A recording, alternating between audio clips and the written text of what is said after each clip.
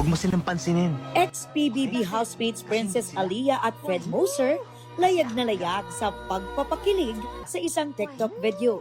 Kasi akin ka.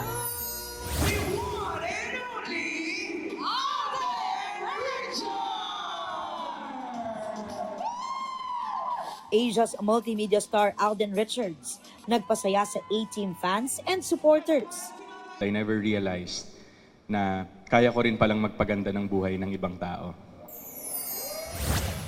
Naghahanda ngayon si Alden sa pagbibidahang bagong Kapuso medical drama series. Pre-production is being done right now. Middle of the year, start na ng grind. Ex-PBB housemates Ralph De Leon at Charlie Fleming time out muna sa taping para mag-chill sa Vietnam with their loved ones ngayong Holy Week. Huwag kang titingin star Sean Lucas, nasa Switzerland naman for his mom's 50th birthday.